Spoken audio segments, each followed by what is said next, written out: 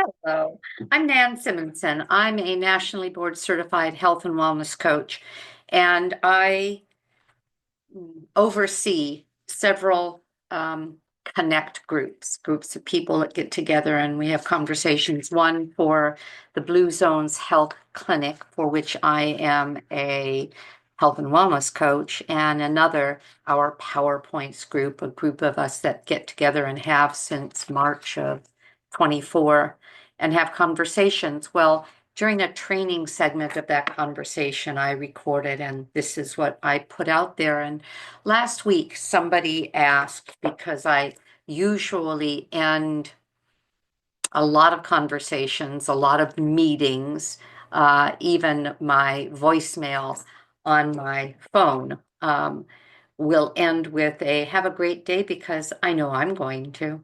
And she said, Nan, how do you know that? And she said, you may want to put something together about that and use it as a training segment. And I thought, that's a really good idea because it's a whimsical statement, but there's more to it than that. I believe it makes a difference with my psychology, and I'm going to talk to you about that. I put my thinking cap on and did an outline. As a matter of fact, I formalized it and even made it into a PowerPoint. So I'm going to share my screen. I'm going to do a PowerPoint, and I'll get back to you in just a little bit.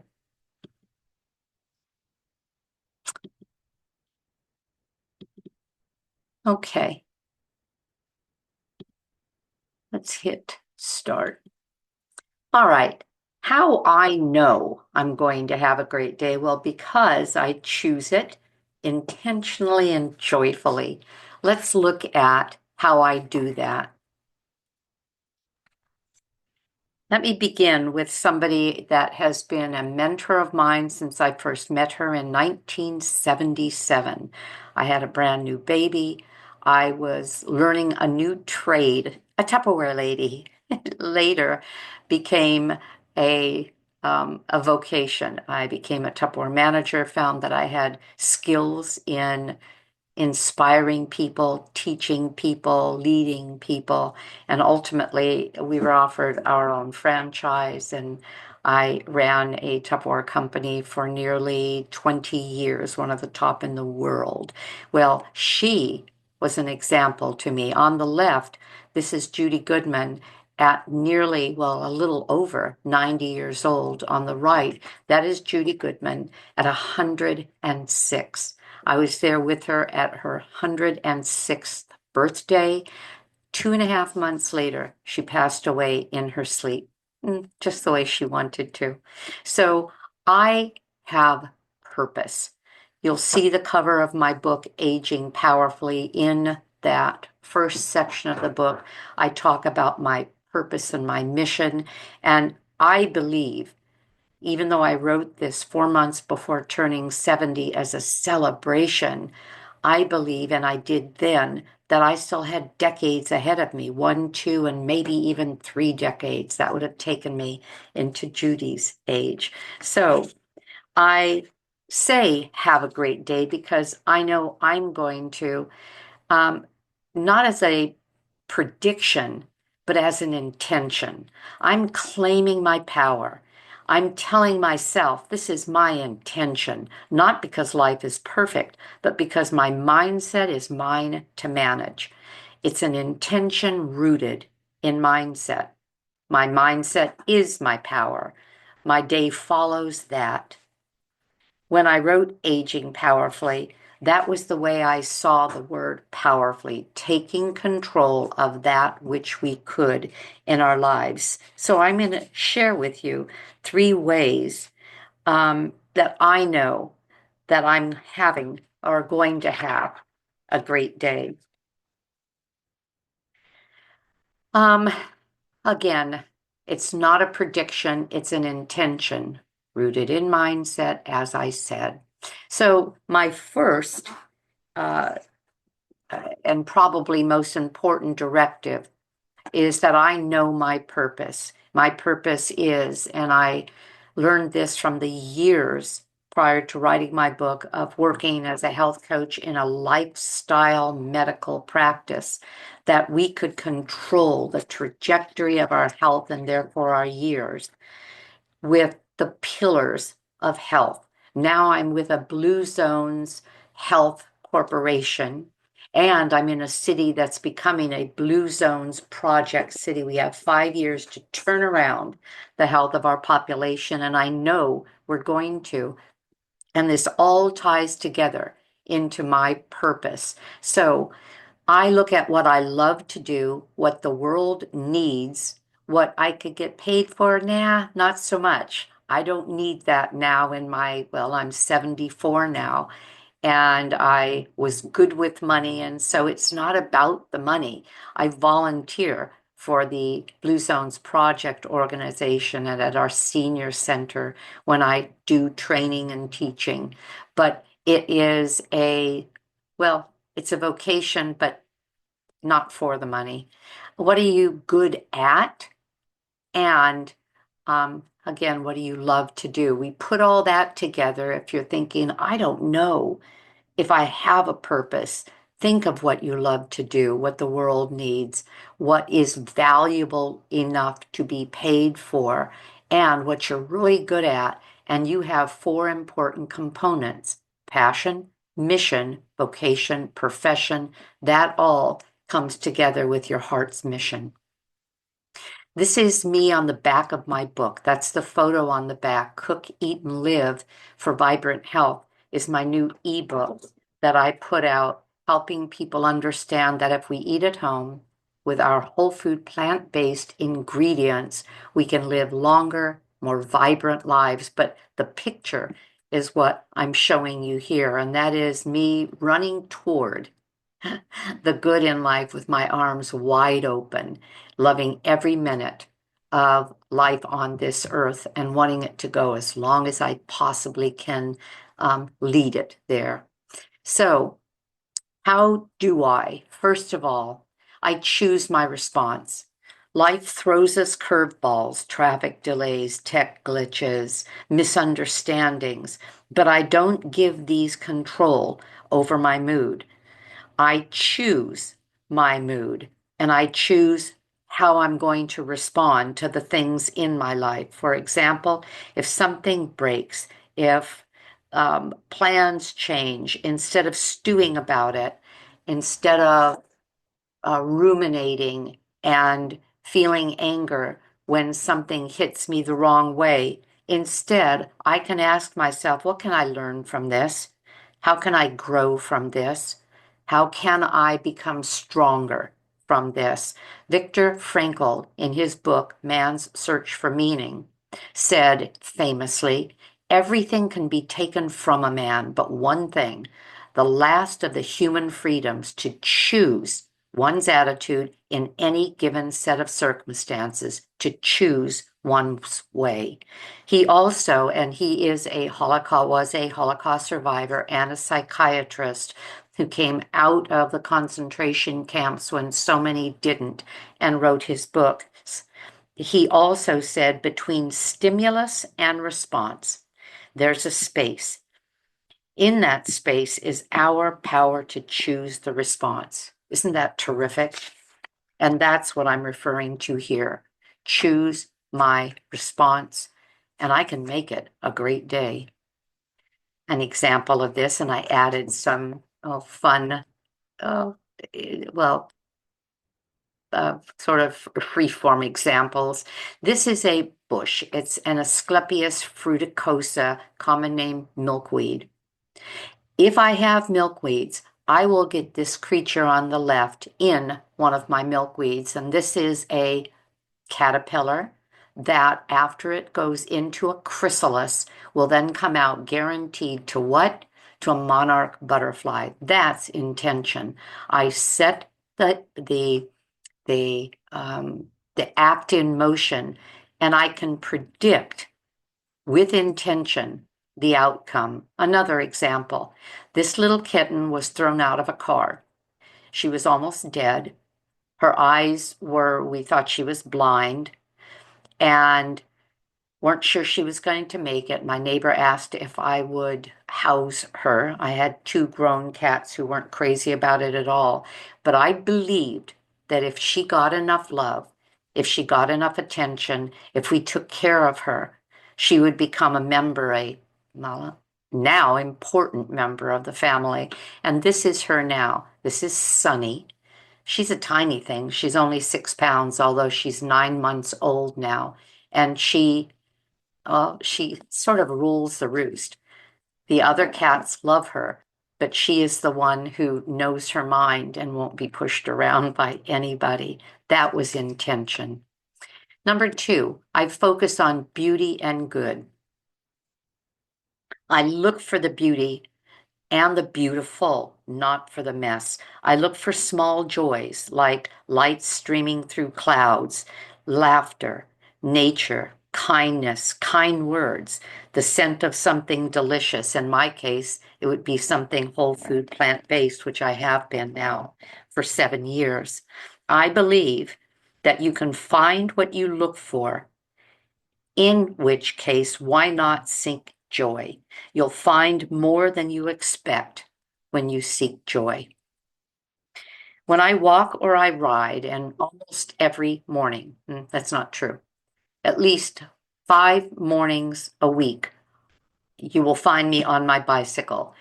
Two and occasionally a third, you'll find me doing a Has Fit workout. There's an app, Has Fit, Heart and Soul, Has Fit, FIT, workout for resistance training and HIT um, working. Because I know that if I am going to intend to stay strong enough to keep myself upright, I have to add, at 74 now, I have to add resistance training and get stronger and stronger. So when I'm on my bike, I intentionally look for beauty, flowers blooming, kids laughing, happy dogs. I have an attraction, an affinity to the dogs being walked by me on the river bottom road that I'm on and the park that I circle to get there. And I purposely don't um, notice the mess. I choose not to live in it. I choose to live in the beauty. There's something more I'll say about those dogs in just a little bit. I anchor in gratitude. I intentionally anchor in the joy of the things that I have in my life. I look for, as I said, beauty, not the mess. And this is an example of that. Broken pottery. What do you do with it? You throw it away. Well, not in the art of katsugi, the Japanese art of turning the broken into something not only useful, but better than before. In this case, with gold as well as polymer glues that can make it beautiful, sturdy, maybe stronger than before, but turn something that wasn't into something that was. That's one of the best examples I can give of intention and purposeful action. This is, well, we three. We called ourselves We Three, and we still are. Jennifer on the left, me, and Nancy. All three of us are wearing Jennifer's jewelry. She's a silversmith. Nancy, we are all about the same age. Nancy is a year or two older, and Nancy is on the right. You see that happy smile, those bright eyes? Nancy has a terminal illness. She has something called interstitial lung disease. And well, if there's anything unfair about this, is that she contracted it while helping a friend who was in the hospital and going through and sorting out things in her storage unit. This friend had traveled all over the world and picked up artifacts and rugs and tapestries from all over the world. Well, while going through and straightening things up, the doctor surmised that she breathed in a pathogen. There are mites, there are funguses, there are a number of things that we can bring it into our lungs. Well, It got into her lungs. It caused this. There is no cure. And Nancy is now on hospice. That look, though, that she has reminds me every day when I think of Nancy that we can intend to have our lives as joyful as we choose to make it by always looking at the positive. I talk to her regularly, and every time I talk to her, her voice sounds the way she looks in this photo. And that is in belief that she's having another great day. So, anchoring in gratitude. And I said this earlier, I intentionally anchor in gratitude, not frustration. I start or end each day with a gratitude list, sometimes mental, sometimes on paper. And I list the things that I am grateful for. Examples might be reframing a long line that I get stuck in, making myself late for something. Instead of thinking of those as a negative, just settling with it, standing straight in that line, shoulders down, and maybe being grateful that I could even be in that line buying food, maybe even being grateful that I was able to be there and had the freedom to get whatever I needed and the money to pay for it. That's just a little example of situations that can happen to us all the time. I'm going to repeat the last line twice because I wrote it and then I thought this might be the key to it all. Gratitude turns what we have into enough. Gratitude turns what we have into enough. So often we get hung up with what we don't have, what could be better, what we see out there that is beyond our reach or possession or, I'll just say, putting ourselves in a continual state of want and need. Instead, if we practice gratitude, it recenters us in abundance. It helps reframe any situation and, again, turns what we have into enough. This is an example of intention, and that is the understanding that as our life continues, new and unexpected things happen. I was married for 40 years. Got married at 18, husband passed away. Well, got married, met him at 18, right out of Vietnam. Husband passed when I was 59. We got married at 19, or I was 19, he was 24. And we have one child who's almost 48. He has two older boys. By older, I mean well, they will both be teenagers in just a month or so. Well, I've got new babies in my life. I can't believe it. Tim, the person I remarried, I did remarry and married Tim about 2 years later, has two girls. They were much younger. He had his children later. This is Jackie. She's 33. She has a sister that's 34. Both of them have a 1.5-year-old baby. Both of them were pregnant last year. And Jackie is expecting what you see on the right. She's half cooked.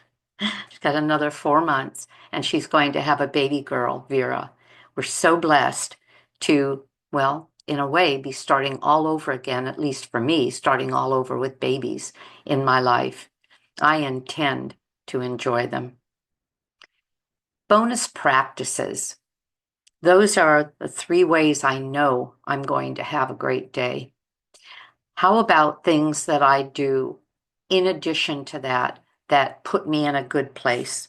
For example, my curtain kriya meditation. That is something that helps center me in peace. It's a 12-minute meditation. I'll show you the app. It's not even an app, how I find it on YouTube. And it's a It's a, oh, how do they call it? It's a guided meditation, sort of. It's involved. Mm, Anyway, look up Curtin, Kirtankriya, meditation. It's an active form of training our brain for peace and quiet. And Harvard has said that it's been found to be a way of literally rewiring our brain to avoid anxiety, to remember better, and to create new neural pathways. So I do it every day. And again, it helps center me. Smiling at strangers. I said I would get back to you about the dogs. Well, when I'm on my bike, actually, when I go anywhere, if I pass somebody, I say hello. If they have a dog and I'm on the bike path, I almost always either say something to the dog, hi, cutie, or ooh, you're handsome. Or I say something to the owner, not only hi, but wow, what a beauty. They like it. I like it. It makes us feel connected. And you've heard me speak maybe about one of my favorite books, Love 2.0, and how Dr. Fredrickson reminds us that any connection between people where we're being honest and upfront and authentic are moments of love that the accumulative effect can have even greater um, buoyancy to our heart and mind as it relates to longevity than even people in our lives that we're deeply in love with. These moments of connectivity, micro moments of connectivity, can make a big difference. So, smiling at strangers and their dogs. Uh, Curating content, meaning filtering out, combing out the things that are not serving us well in media, in social media, in the news, maybe even conversations that are going to take us nowhere. And then finally, in this practice, daily affirmations.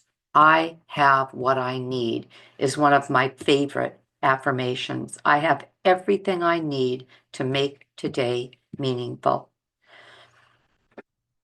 Does all of this always work? Can I always do it? Can I always bring myself out of a stressful moment, a negative thought, a dark cloud? No, no, I can't. But because I have these tools and the reason behind using them, I use them all the time and I live my life, I think, in joy. In closing, I'd like to say that I choose my great day no matter what unfolds.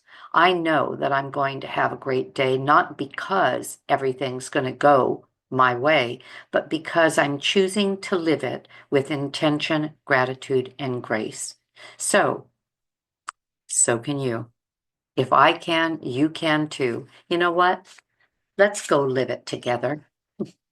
So I'll say to you, let me come back on. There. So I'll say to you, we do have control over our daily thoughts. We do have control over taking in our world and embracing it and appreciating every moment of it because we have control over our mindset.